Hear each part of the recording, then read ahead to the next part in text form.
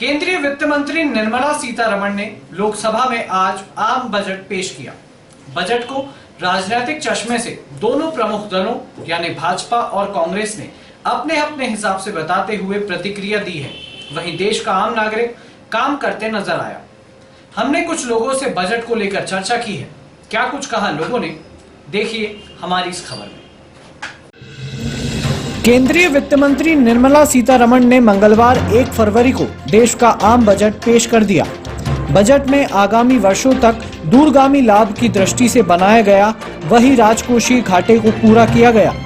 हीरा, mobile, कपड़ा, चमड़े का सामान सस्ता हुआ है तो आम आदमी के लाभ की बात इसमें नजर नहीं आ रही है। डिजियाना न्यूज इटारसी ने बजट पर लोगों की प्रतिक्रिया जाननी चाहिए। देखिए क्या कुछ कहा लोगों ने, सुनिए उनकी जुबानी बजट की कहानी। आज पेश हुए बजट में हमारे इटारसी जंक्शन से विजयवाड़ा तक रेल कॉरिडोर की वर्षों से लंबित मांग को स्वीकृति दे दी गई। हमने ZRUCC मेंबर और सांसद प्रतिनिधि राजा तिवारी से बात की। इटारसी से विजयवाड़ा की ओर जो कॉरिडोर की जो मांग पिछले वर्ष से उठाई जा रही थी, उसको माननीय क्षेत्र के लोकप्रिय सांसद उदय प्रताप सिंह जी की सार्थक पहल पर केंद्रीय मंत्री ने उसको आज स्वीकृति प्रदान कर दी है। हम उनके प्रति कृतज्ञता व्यक्त करते हैं कि उन्होंने इस शहर को एक बड़ी सौगात, इस शहर को नहीं प्रदेश को एक बड़ी सौगात दी है। इससे क्षेत्र के नहीं प्रदेश के व्यापारियों को बड़ी राहत मिलेगी। व्यापार को आगे ले जाने में ये कॉरिडोर बड़ा काम करेगा। इससे व्यापारियों में हर्ष व्याप्त है। एक सराहनीय कदम है। केंद्रीय मंत्री जी के प्रति में जो वित्त मंत्री है उनके प्रति मैं आभार व्यक्त करता हूं। तो क्षेत्र के सांसद उदय प्रताप सिंह जी जिनके अथक प्रयासों से ये योजना को मंजूरी मिली है, उनको भी मैं धन्यवाद प्रेषित करता हूं पूरे शहर की वासियों की तरफ से, व्यापारियों की तरफ से। सांसद जी निरंतर रेलवे की जो क्षेत्र की समस्या, जो अंडरब्रिज है, ओवरब्रिज है, वो तीसरी थर्ड जो रेलवे लाइन है उसके लिए प्रयासरत है। पिछले रेलवे बजट में सबसे अधिक अंडरब्रिज और ओवरब्रिज इस संसदीय क्षेत्र को मिले थे और जो थर्ड लाइन की बात है वो लगभग कार्य पूर्ण होने की ओर है और जो बचे हुए कार्य हैं इस बजट में संपन्न हो जाएंगे।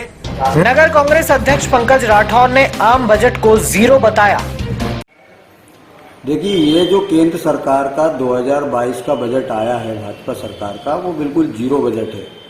इसमें आज हर आदमी जो है संघर्ष कर रहा है, तिल तिल करके मर रहा है। महंगाई इतनी ज्यादा बढ़ गई है, सरकार ने महंगाई पे अंकुश की कोई बात नहीं की। दूसरी बात यह है कि आज हर आदमी जो है रोजगार को लेकर परेशान है। ये सरकार 2 करोड़ रोजगार प्रतिवर्ष देने के वादे को लेकर सरकार सत्ता में आई थी, लेकिन आज स्थिति यह है कि रोजगार देने की बात तो छोड़ो, रोजगार छोड़ रहे हैं। जो असंगठित क्षेत्र के रोजगार हैं उनके लिए कोई प्रावधान नहीं है। आपने कारपोरेटों को फिर टैक्स में छूट दे दी, मतलब पूंजीपतियों की सरकार है, इसने ये सिद्ध कर दिया। आप कारपोरेट टैक्स में जो है कमी कर रहे हो और आपने ना तो वेतन भोगियों के लिए, ना ही इस देश के युवा वर्ग के लिए और ना ही इस देश के गरीब शोषित वंचित वर्ग के लिए इस बजट में कोई प्रावधान रखा है। बात रही किसानों की, तो चुनाव आई तो किसानों को थोड़ा सा उन्होंने एक राहत दे दी है, क्योंकि अभी 5 राज्यों में चुनाव की पूरी इनकी रणनीति है। अब प्रश्न इस बात का है कि इस देश की अर्थव्यवस्था को सुधारने की बात करते हो, इस देश की अर्थव्यवस्था सुधरेगी कैसे? क्योंकि इस समय अर्थव्यवस्था में निवेश की बहुत ज्यादा जरूरत है, लेकिन सरकार ने कोई भी प्रावधान निवेश का रखा ही नहीं है। तो कुल मिलाकर अगर इस बजट को पूरी तरीके से देखा जाए तो ये बजट जो है जीरो बजट है और इस देश के मध्यम वर्गीय, गरीब, शोषित, छात्र, युवा और जो इस वर्ग के लोग हैं उनके ऊपर ये बजट जो है एक प्रकार से कुठाराघात है। ये बजट जो है ये आम आदमी का बजट नहीं है, ये पूंजीपति सरकार का बजट है। हम इसका विरोध करते हैं। भाजपा वरिष्ठ नेता जगदीश मालवीय ने देश की जनता के हित में बताते हुए सभी वर्गों का ख्याल रखने वाला बजट बताया है। हमारे देश के प्रधानमंत्री मोदी जी, गृह मंत्री अमित शाह जी एवं वित्त मंत्री श्री सीतारमण जी को मैं धन्यवाद देता हूँ कि उन्होंने इस देश की जनता के हित में आज बजट दिया है। और आज का बजट मेरे को नहीं लगता कि विपक्ष भी उसकी कुछ बुराई कर सकता है, क्योंकि उन्होंने आज के बजट में गरीब, मध्यम वर्गीय, मीडियम पैसे वाला, अति पैसे वाला सबका विशेष ध्यान रखा है।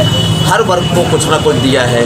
युवाओं को उन्होंने बहुत कुछ दिया है, लड़कियों को, युवा जो बच्चियां हैं उनके लिए उन्होंने बहुत कुछ दिया है, और हमारे जो देश के गरीब मजदूर वर्ग हैं उनके लिए दिया है।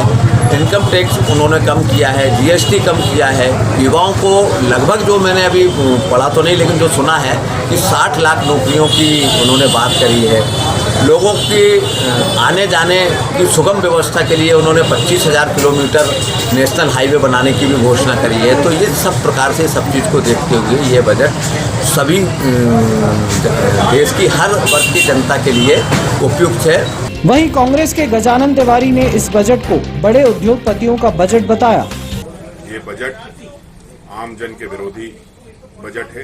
कांग्रेस पार्टी पूरे देश में इस बजट का विरोध करती है। इस भाजपा ने सिर्फ और सिर्फ जो महंगी महंगी गाड़ियों में महंगे महंगे उद्योगपतियों को लाभ देने के लिए ये बजट बनाया गया है। आम जनता आज भी त्रस्त है। भाजपा के शासन में त्राहिमाम मचा हुआ है।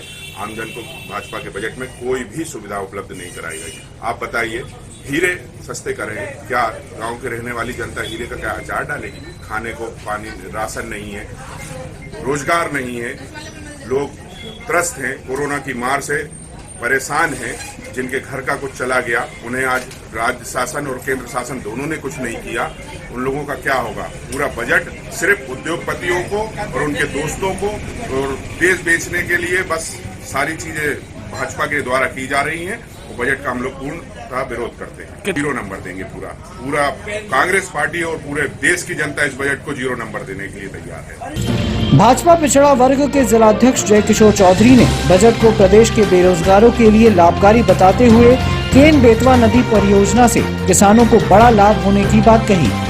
आज लोकसभा में केंद्रीय वित्त मंत्री निर्मला सीतारमण जी के द्वारा जो बजट पेश किया गया है, उस बजट में गरीबों और युवाओं के लिए रोजगार के नए संसाधन उपलब्ध होंगे। इसके साथ ही मध्य प्रदेश में केन एवं बेतवा परियोजना के लिए नदी जोड़ो अभियान के तहत 42,000 करोड़ रुपए स्वीकृत किए गए हैं। इससे संपूर्ण बुंदेलखंड लाभान्वित होगा। निश्चित रूप से रक्षा बजट के लिए 25% राशि का प्रावधान किया गया है। ये भी हिंदुस्तान की सुरक्षा के लिए अति आवश्यक था। निश्चय ही हिंदुस्तान विश्व में सर्वश्रेष्ठ उच्च शिक्षिता की ओर पहुंचेगा, ऐसा इस बजट के माध्यम से माननीय वित्त मंत्री निर्मला सीतारमण जी ने पूरे हिंदुस्तान को संदेश दिया है। मैं उनको इस शानदार बजट के लिए बहुत बधाई देता हूं। होशंगाबाद जिला कांग्रेस कमेटी के अध्यक्ष सत्येंद्र फौजदार ने आम बजट को जन विरोधी बताया। ये जनता के हित में बिल्कुल नहीं है। आज जब देश के अंदर कोरोना की तीसरी महामारी चल रही है, आम आदमी परेशान है, उनके जीवन दुर्लभ है, ऐसे तरह इस समय पर यदि बजट पेश किया गया है तो मैं इसकी निंदा करता हूं। और बजट में वो सब कहीं प्रावधान नहीं है जो गरीबों के लिए, पीड़ितों के लिए, बेरोजगारों के लिए, महिलाओं के लिए कहीं भी कोई राहत की बात नहीं है। अतः इस बजट का कहीं भी कोई मूल्य नहीं है। मैं सही बजट जब समझूंगा जब इन सब चीज़ों पर केंद्र सरकार लोगों की राहत देगी, तभी मैं उसको समझूंगा। इसकी मैं घोर निंदा करता हूँ। वहीं भाजपा नेत्री हेमा संदेश पुरोहित ने बजट का स्वागत करते हुए इसे समहितैषी बताया। नरेंद्र मोदी जी के नेतृत्व वाली केंद्र सरकार में वित्त मंत्री श्रीमती निर्मला सीतारमण जी ने जो बजट प्रस्तुत किया है, हम उस बजट का स्वागत करते हैं, जिसमें सबका साथ, सबका विकास और सबका विश्वास के मूल मंत्र को ध्यान में रखते हुए हर वर्ग की चिंता व्यक्त की गई है। यह बजट सर्वव्यापी, सर्वोन्मुखी है। एक प्रकार से हम कह सकते हैं यह प्रोग्रेसिव बजट है।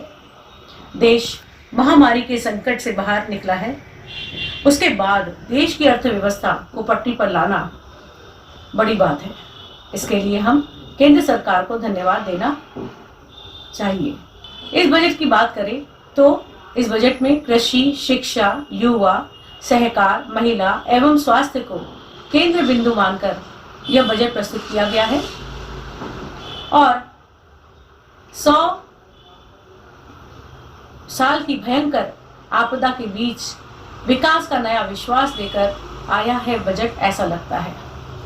इस बजट में मेक इन इंडिया के तहत 60 लाख नौकरियां युवाओं को देने का प्रावधान है। आत्मनिर्भर भारत के अंतर्गत 16 लाख नौकरियां युवा वर्ग को दी जाएगी। कोरोना काल में पढ़ाई का काफी नुकसान हुआ है और इसी को देखते हुए सरकार ने डिजिटल यूनिवर्सिटी बनाई जाए, जिसमें बेटियां घर बैठकर शिक्षा प्राप्त कर सकते, इसका प्रावधान भी रखा गया है। 400 वंदे मातरम ट्रेन का प्रावधान है। दुनिया के सबसे सस्ता डाटा भारत में दिया जाता है। आरबीआई डिजिटल मुद्रा, डिजिटल करेंसी लॉन्च करेगा, जिससे हम सबको आसानी होगी। लेन देन में कैश की जगह हम डिजिटल करेंसी का इस्तेमाल कर सकेंगे और यह बजट आम आदमी का बजट दिखाई देता है। भाजपा महिला मोर्चा सदस्य ममता मालवीय ने आम बजट को काबिले तारीफ बताते हुए सभी वर्गों के लिए लाभकारी बताया। आज हमारे देश की वित्त मंत्री आदरणीय निर्मला सीतारमण जी ने 2022 का बजट पेश किया। ये बजट काबिले तारीफ है।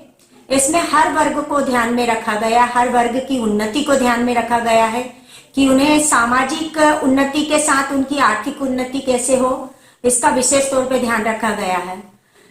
इसमें सीनियर सिटीजन से लेकर नौनिहालों तक का ध्यान है।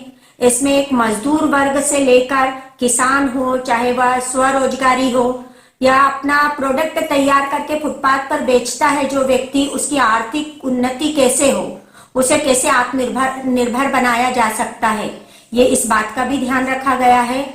और कहीं ना कहीं प्रधानमंत्री जी के उस कथन को भी सत्य करने की कोशिश की गई है, सबका साथ, सबका विकास और सबका विश्वास। मैं धन्यवाद पेश करती हूँ आदरणीय वित्त मंत्री जी का, जिन्होंने की इस देश की उन्नति को ध्यान में रखकर इस बजट को पेश किया। इधर पूर्व नगरपालिका अध्यक्ष वरिष्ठ कांग्रेस नेत्री नीलम गांधी ने इस बजट को नंबर देने से इनकार करते हुए भाजपा को जमकर कोसा। कोरोना काल के बाद में ये पहला बजट प्रस्तुत किया गया और वो भी हमारे देश की महिला ने बजट प्रस्तुत किया, लेकिन महिलाओं के लिए उसमें हमें कोई भी फायदा नजर नहीं आया। ना तो गैस सस्ता किया गया, ना दालें सस्ती की गई, ना सब्जी सस्ती की गई, तो महिलाओं को तो कहीं से कहीं तक कोई फायदा नहीं लगा। ऐसा लगता है कि जैसे हम थाली में आइसक्रीम की उम्मीद कर रहे थे और हमारी थाली में किसी ने जलेबी रख दी। हमें इस चीज़ का एहसास हो रहा है। और हमारे प्रधान वित्त मंत्री कहती हैं कि हमने कोई भी टैक्स बढ़ाया नहीं। चलो हम मान लेते हैं कि इन्होंने कोई भी टैक्स नहीं बढ़ाया, लेकिन इन्होंने उस टैक्स को जनता से निकालने के कई माध्यम खोज लिए, जिसमें इन्होंने सबसे ज़्यादा फायदा मैं समझती हूँ उद्योगपतियों को दिया है कि किसी तरह से भी डिजिटल की तरह से हो, इंटरनेट की तरह की सोच से हो, किसी भी तरह से उद्योगपतियों को फायदा मिले। सबसे ज़्यादा यदि दिक्कत है तो मध्यम वर्गीय परिवार को इस आर्थिक संकट से जो गुजर रहा है उसको इस बजट से बहुत उम्मीदें थीं, लेकिन वो मध्यम वर्गीय इतना निराश हुआ है कि हम इस बजट को कहीं भी विकासशील नहीं मान सकते हैं। देखिए, बजट दो तरीके से होता है, एक तो या तो शॉर्ट टर्म फायदा देता है या तो लॉन्ग टर्म फायदा देता है। शॉर्ट टर्म में ऐसा रहता है कि आपने कोई टैक्स कम करा, कोई ऐसी सुविधा दे दी कि जिसमें कि आपकी पैसे कम होते हैं, जैसे सिलेंडर को आप सस्ता कर देते, तो वो शॉर्ट टर्म फायदा हो गया कि हमें तुरंत फायदा हुआ। लॉन्ग टर्म फायदा इन्होंने इस तरीके से रखा है, जैसा कि बोला गया है कि 25 साल की बुनियाद पर ये बजट रखा गया है। कि मतलब वित्त मंत्री क्या चाहती हैं, भारतीय जनता पार्टी का जो बजट है वो क्या चाहता है कि आम जनता उनको 25 साल तक इसी तरह से धीमी गति से जिताती रहे और ये लोग धीमी गति से इसी तरह से 25 सालों तक विकास करते रहे। इधर कांग्रेस के अतुल तिवारी ने अपनी प्रतिक्रिया दी। जी, प्रतिक्रिया तो बस विशेष यही है कि आज वित्त मंत्री जी ने जो अपना बजट पेश किया है उसमें हीरे सस्ते कर दिए, मोबाइल वगैरह सस्ता कर दिया है, मगर इससे आम जनता को कोई फायदा नहीं है। हम तो चाहते हैं कि इसमें कम से कम रसोई गैस या पेट्रोल, इतनी चीजें जो आम एक जनता, गरीब जनता के लिए जो मदद मिल सकती थी, उसमें कोई पूरा नहीं कर पाई है। क्या कहेंगे, कितने नंबर देंगे इस बजट को? इस बजट को तो नंबर तो 0 ही मिलने चाहिए, या तो उसको सीधे माइनस में कर देना चाहिए इस प्रकार के बजट को, जो आम जनता को परेशान करे हमेशा। वहीं कांग्रेस नेता पिंकी मुकेश शर्मा ने इस बजट को गरीब विरोधी बताया। देखिए, ऐसा है कि भारत सरकार की केंद्रीय मंत्री वित्त अपने निर्मला सीतारमण जी ने जो बजट पेश किया है, इसमें कहीं से कहीं तक भारत देश के या किसी प्रदेश के या कहीं भी कहें अपन, भारत देश के किसी भी गरीब के लिए कोई राहत नहीं है। और इस बजट को समझना शायद वही समझ सकती हैं जिन्होंने इसे बनाया है, इसे पारित किया है। बाकी तो मुझे नहीं लगता कि भारत देश की जनता में किसी को ये बजट समझ आ रहा हो। आज भारत देश में चौतरफा कोरोना के समय से लेकर, नोटबंदी के समय से लेकर विगत 3 वर्षों से महंगाई का हाहाकार मचा पड़ा है।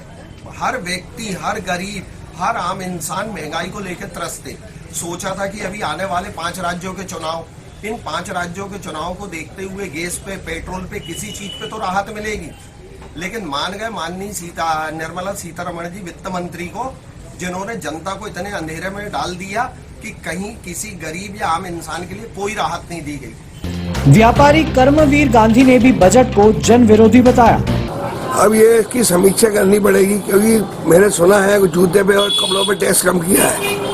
टैक्स कम करने से फर्क नहीं पड़ता है। जो लागत मूल्य जो रहते हैं कंपनियों के, वो अगर वो बढ़ा देते हैं, और टैक्स कम करने से फर्क नहीं पड़ता है, लागत मूल्य बढ़ जाता है। जैसे अभी लैक्स का रेट बजट आने के 8-10 दिन पहले ही 96 रुपये MRP था 5 लाख का सेट, आज 140 रुपये MRP आ गया है। और नंबर 1 साबुन का सेट 68 रुपये का था, 105 रुपये MRP हो गई है। कपड़े धोने का खड़ी पाउडर 55 रुपये का था, 63 रुपये हो गया है। ऐसे बहुत सी कंपनियों का आइटम, दंत क्रांति पेज 85 का 95 हो गया है। कंपनियों ने पहले ही बजट आने के पहले खूब लागत मूल्य के हिसाब से भाव बढ़ा दिए। अब टैक्स कम होएगा तो सरकार को तो टैक्स उतना ही मिलेगा ना। 100 रुपए की वस्तु पे अगर सरकार को 10 रुपए मिलते हैं और वो 150 की हो जाएगी तो सरकार को 15 मिलने लगेंगे। खैर, जो भी हो, देश के वित्त मंत्री ने आज लोकसभा में बजट पेश कर दिया है और सदन में से हरी झंडी दे दी है। बाजार में लोग तो इस बजट को लेकर तरह तरह से भाजपा पर तंज कसते, सुनाते, कहते नजर आए। सबसे बेहतर तंज रहा, गरीबों को सब्सिडी मिली, अमीरों को रिबेट, मिडिल क्लास तुम टीवी देखो, तुमको मिलेगी डिबेट। Bureau report, Itarsi.